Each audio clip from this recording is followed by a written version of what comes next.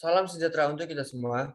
Kami dari kelompok 2, video pembelajaran optimasi media promosi dengan menggunakan metode Social Media Optimization dengan manajer proyek kami, Ibu Rieni Royati, SSI, MSC, dengan CEO manajer proyek kami, Pak Dwi Wahyu Krisna Putra.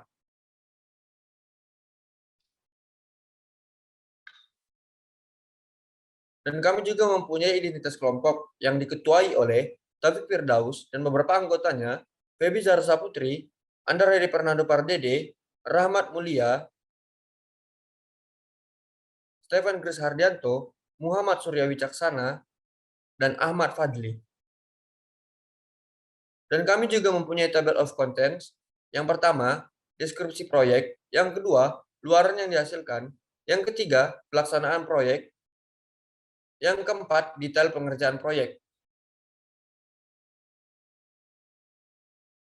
Baik, yang pertama ada deskripsi proyek, yaitu membuat video pembelajaran optimasi media sosial untuk mengenalkan metode social media optimization pada pengelola Pulau Mubut, agar pengelola Pulau Mubut nantinya dapat mengelola media sosialnya dengan baik dan dapat menaikkan intensitas pengunjung yang datang ke Pulau Mubut.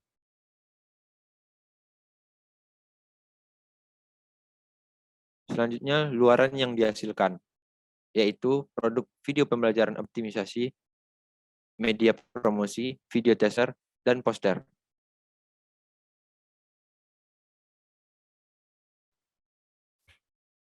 Selanjutnya yaitu histori pelaksanaan proyek. Histori pelaksanaan proyek ini kami menggunakan logbook, di mana pada logbook ini kami menuliskan langkah produksi dari praproduksi, produksi, dan pasca produksi.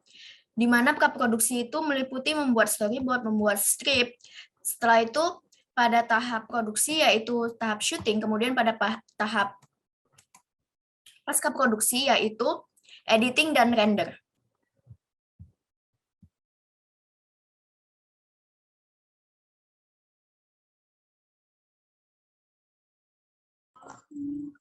Oke, berikutnya ada detail pengerjaan proyek. Yang pertama, progres pengerjaan proyek. Yang kedua, kendala yang dihadapi selama mengerjakan proyek beserta solusinya. Yang ketiga, bagian dari proyek yang mendeskripsikan keterkaitan dengan mata kuliah yang lain. Yang keempat, pembagian kerja serta kontribusi setiap anggota dalam mengerjakan proyek. Yang kelima, luaran proyek yang sudah dibuat. Berikutnya, progres pengerjaan proyek. Pada tahap awal dari pengerjaan proyek yang kami lakukan yaitu mencari referensi sebanyak mungkin sebagai bahan dalam menyusun konsep dan konten materi yang nantinya akan dibuat. Kemudian dilanjutkan dengan diskusi untuk menentukan isi dari video pembelajaran optimasi media promosi. Berikutnya progres pengerjaan proyek. Yang pertama persiapan sebelum take video. Berikutnya take video dan proses editing.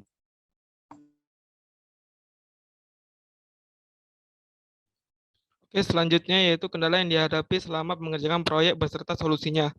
Yang pertama itu kendalanya ketidakmampuan device seperti laptop untuk rendering dikarenakan low specification. Solusinya yaitu menggunakan sarana dan prasarana yang ada di kampus seperti peminjaman lab komputer untuk melakukan editing video serta rendering. Kendala yang kedua yaitu salah satu anggota tidak berkontribusi dalam pembuatan proyek atau cuti. Solusinya yaitu berkomunikasi dengan Mampro mengenai masalah tersebut dan Mampro memutuskan untuk tetap mencantumkan namanya ke dalam anggota tim PBL. Hanya saja tidak mencantumkan namanya pada logbook. Kendala yang ketiga yaitu video kami mengalami gangguan audio yaitu berupa noise.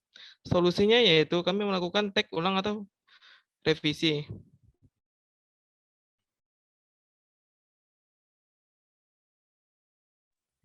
Baik, selanjutnya yaitu keterkaitan proyek dengan mata kuliah lain. Yang pertama ada animasi 2D, yaitu pembuatan bumper pada intro, scene penjelasan materi dan outro. Selanjutnya ada broadcasting, yaitu video dan naskah soft news yang berkaitan dengan PBL beserta dokumentasi saat pembuatan video dan naskah. Selanjutnya ada fotografi, yaitu pengambilan gambar dalam proses pembuatan produksi video.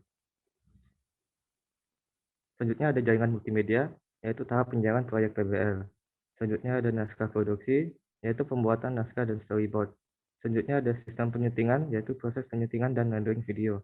Selanjutnya ada videografi, yaitu teknik kamera dan lighting dalam pengambilan scene.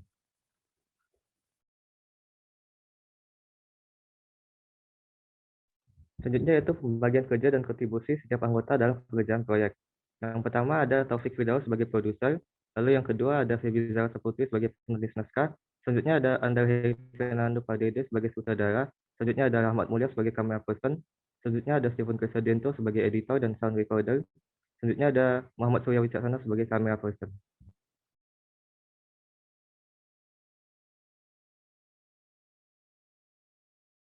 Baik, sekian dari presentasi kelompok 2. Apabila ada kesalahan menyebutkan nama dan tempat, mohon dimaafkan. Sekian, terima kasih.